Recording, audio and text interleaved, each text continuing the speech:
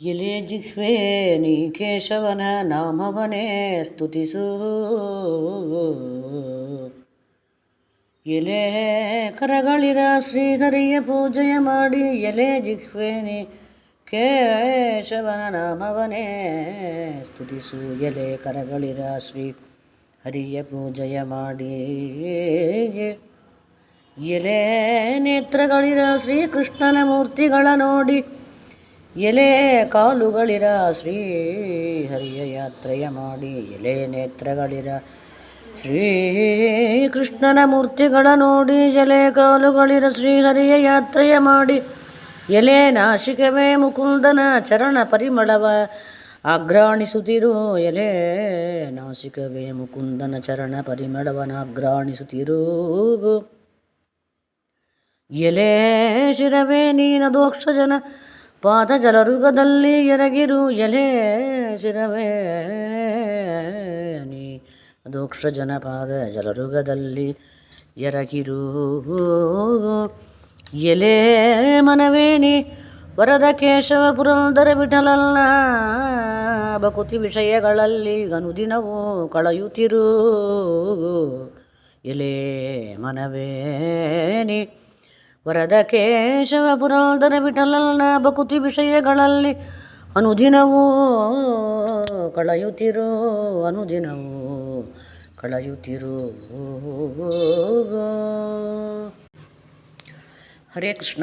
ಇದರೊಳಗೆ ದಾಸರು ನಮಗೆ ಇಂದ್ರಿಯಗಳದಲ್ಲ, ಕರ್ಮೇಂದ್ರಿಯ ಜ್ಞಾನೇಂದ್ರಿಯ ಇದೆಲ್ಲ, ಅದನ್ನೆಲ್ಲ ಇಲ್ಲಿ ನಾವು ಏನೇನು ಕೆಲಸ ಮಾಡಬೇಕು ದೇವರು ಪರವಾಗಿ ಅಂತ ತೋರಿಸಿಕೊಟ್ಟಿದ್ದಾರೆ. ಇಲೇ ಜಿಹ್ವೆ ನಾಲಿಗೆಯನ್ನು ಕೇಳ್ತಾರೆ ಅವರು. ನೀ ಕೇಶವನ ನಾಮವನ್ನೇ ಸ್ತುತಿಸು. ಯಾವಾಗಲೂ ಭಗವಂತನ ನಾಮನ ಹೇಳ್ತಾರು ಅಂತಾರೆ.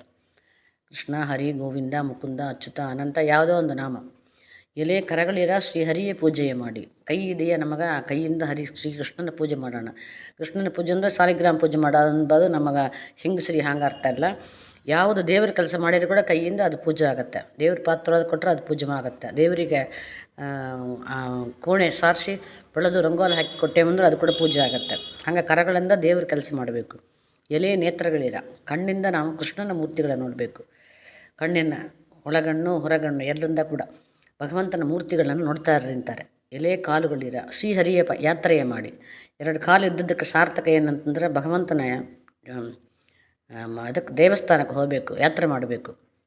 ಅಲ್ಲಿ ಹೋಗಿ ಅವನ ಮೂರ್ತಿನ ನೋಡಬೇಕು ಅಂತಾರೆ. ಇಲ್ಲಾಂದರೆ ದಾಸರು ಒಂದು ಹಾಡಲು ಹೇಳ್ತಾರೆ, ಸೂಳೆ ಮನೆ ಮಂಚದ ಕಾಲು ಅಂತಾರೆ. ಬರೀ ಕಾಲಿದ್ದರೆ ಪ್ರಯೋಜನ ಇಲ್ಲ ಅಂತಾರೆ ಆ ಕಾಲನ್ನ. ಎಲೆ ನಾಸಿಕವೇ ಮುಕುಂದನ ಚರಣ ಪರಿಮಳವ ಆಘ್ರಾಣಿಸ್ತಿರು.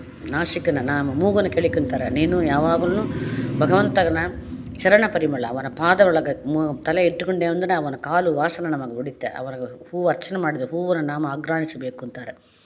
ತಲೆ ಒಳಗೆ ಶಿರ, ಎಲೆ ಶಿರವೇ ನೀ ಅದೋಕ್ಷಜನ ಪಾದ ಜಲರುಗದಲ್ಲಿ ಎರಗಿರಿ. ಅವನ ಪಾದ ಪದ್ಮದಲ್ಲ, ಅದರೊಳಗೆ ತಲೆನ ಇಟ್ಕೊಂಡಿರ್ತಾರೆ. ತಲೆನ ಹಾಕಿ ಇಟ್ಕೊಂಡಿರಿಂದ ಏನರ್ಥ, ಅವನ ನಮಸ್ಕಾರ ಚರಣ ಹೊಂದಬೇಕು ಅಂತಾರೆ ಭಗವಂತನ.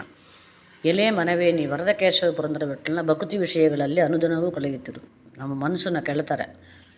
ಭಗವಂತನ ವರದ ಕೇಶವ ಪುರಂದರ ವಿಠಲದನ್ನ ಅವನ ವಿಷಯೊಳಗೆ ಅವನ ಪರವಾದ ಭಕ್ತಿ, ಅವನ ವಿಷಯಗಳಾದ ಜ್ಞಾನನ ಸಂಪಾದನೆ ಮಾಡಿಕೊಂಡು ನಾವು ಯಾವಾಗಲೂ ನಮ್ಮ ಮನಸ್ಸನ್ನು ಭಗವಂತನಲ್ಲೇ ಇಟ್ಟು ದಿನಾಲು ಕಾಲ ಕಳೆಯಬೇಕು ಅಂತ ಹೇಳಿ ನಮಗೆ ದಾಸರು ಪುರಂದರ ದಾಸರು ಈ ಒಂದು ಚಿಕ್ಕ ಉಗಾಭೋಗ ಮಾಡಿಕೊಂಡಿದ್ದಾರೆ. ಅದರಿಂದ ನಮಗೆ ಈ ಜ್ಞಾನೇಂದ್ರಿಯ ಕರ್ಮೇಂದ್ರಿಯಗಳ ಕೊಟ್ಟಿದ್ದಾನೆ ಭಗವಂತ ಅಂದರೆ ಆ ಇಂದ್ರಿಯಗಳನ್ನ ಇಟ್ಟುಕೊಂಡು ಭಗವಂತನ ಪರವಾಗಿ ನಾವು ಅವನ ಸೇವೆ, ಅವನ ಕೆಲಸ ಯಾವುದೇ ಯಾರಿಗೇ ಮಾಡಿದರೂ ಕೂಡ ಅದು ಭಗವಂತ ಪ್ರೀತಿಯಾಗಲಿ ಅಂತ ಮಾಡಿದೆವು ಅಂದರೆ ಆ ಕೆಲಸ ಭಗವಂತ ತಗೊಂಡು ನಮಗೆ ಅನುಗ್ರಹ ಮಾಡ್ತಾನೆ ಅಂತ ದಾಸರು ತೋರಿಸಿಕೊಟ್ಟಿದ್ದಾರೆ. ಶ್ರೀಕೃಷ್ಣಾರ್ಪಣಮಸ್ತು.